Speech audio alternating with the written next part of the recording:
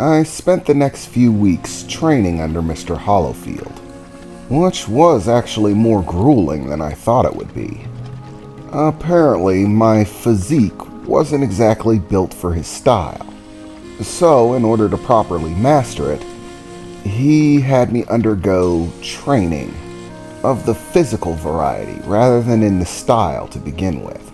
Apparently, in order to properly use his style of martial arts, I needed to develop two things that were key to the style. First of which was strength and maneuverability in the hands. They were always vital in almost any martial arts style, but in his particular style, they required an increased level of physical strength in them. Both the hands and the wrists were very important. So he had me working with some custom equipment that he had made. Basically a system that attached to weights through wires that connected to rings within a box-like container. The weights would be contained below it. All the strings leading up to rings within this box that were held in stationary positions. 10 rings in all, one for each finger. All you had to do was place your fingers inside of the rings, and then, with all of your fingers extended and through the rings, you simply gripped your hand. By pulling at the rings attached to the wires, you were pulling at the weights, lifting them off of the ground slightly. This was actually very difficult, far more so than you'd probably expect. By the end of the first day, I couldn't move my fingers. Luckily for me, it was the weekend, so I had a few days to recover from it before returning to school, but even then, my fingers weren't in great shape. But I was at least able to write. After which, the training resumed, with a little bit of extra strength built up in my fingers at that point. It was a little less wearing, but still no cakewalk. The amount of weight that I was lifting with the tensing of my fingers was very heavy. In fact, he refused to actually tell me how much weight I was lifting. He said that it would only be a block to me mentally, that the amount of weight wasn't important. It was the developing of the physical strength, that I could know the weight once it was no longer important. He also had a set of, well, something like gauntlets, once again with wires attached to the fingers, except this was a reverse. Rather than tensing my hands and curling them into fists, this one worked in the reverse fashion. My fingers would be curled into fists by the tension of the wires, and my goal was to extend my fingers to full span. Once again, the amount of tension was incredible. It was a very difficult process that I went through for, well, weeks. I, of course, didn't spend all my time training. The rest of my free time, besides school, was spent with Renee and my other friends. At this point, Renee had become very accepted, basically part of the family, well, so to speak. Spending lots of time at both my house and out and about, going to catch movies and going out to grab food, picking random spots and just hanging out for no reason, while Steve and Lisa jabber on about nonsensical things. What was going on in school, stupid jokes, the regular stuff. Me and Renee would regularly talk about how things were going with me and her father. The primary problem being that, up to this point, our conversations usually tended to stick around martial arts. I would occasionally try to talk to him about other things, ask him about his life, and tell him a little bit about mine. But one way or another, her dad usually found a way to work it back into the martial arts. It's funny, most teachers simply tell you to focus, that the training is what's important, that you're lacking in discipline. But Renee's father didn't really do that, so long as I was actually performing the training effectively, which of course I always was, he wouldn't do those things. Rather, he would simply force every conversation back into the martial arts by talking about how I can use that experience as a lesson to apply to martial arts itself. Whether I was talking about relationships or people, he would always find a way to work it so that the conversation added up to a lesson, something to learn and apply to my martial arts skill, which was both insightful as well as somewhat annoying when you're actually trying to get to know the guy a bit. It was clear that he wanted to keep me as a student, establishing the student-master relationship. The fact that I was Renee's friend didn't seem to really mean anything. Of course, he didn't know I was Renee's boyfriend. But finally, we came around to actual training. After he felt that I had built up enough hand and wrist strength, he began instructing me in the first forms of his martial arts style. The technique was actually very intricate and had a very complex system of hand motions that went into the attacks, and even the defenses, relying very heavily on grip strength and finger maneuverability.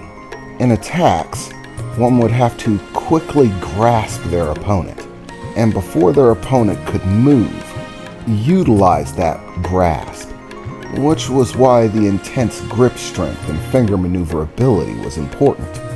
For example, one technique, which was a counter to an attack, basically leveled the finger strength and wrist strength that you developed in order to use a single motion to flip your opponent. Without relying on your body's physical strength, only your hand and wrist strength, they would swing the attack, and you would have to maneuver yourself, slipping beside the attack, grasping both the wrist and the arm, and using a heavy twist motion. The strength in your hands and wrists would ensure a grip, as well as allow you to actually apply enough force to take the person off their feet and send them into the spin, at which point they were basically at your mercy. And with the amount of physical hand and wrist strength that you had, no normal person was going to be able to stand on their feet with that much pressure applied, so to speak. Everything seemed to be going fairly well. I was at very least establishing myself as a good student, I hoped. Mr. Hollowfield seemed impressed with the results that I yielded, learning his style very effectively. He was a good teacher, despite the fact that he claims he's never had a student before, and actually complimented me on the speed at which I was acquiring skill in his style.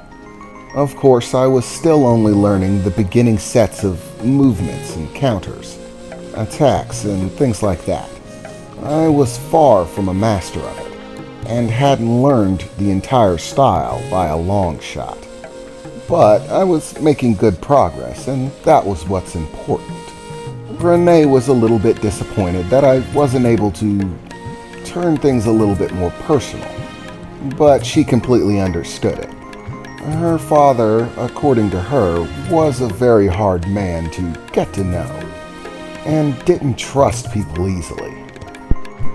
But she was sure that I was making good progress, and that martial arts would definitely be the gateway that allowed him to open up. On this particular night, we had just finished watching a movie.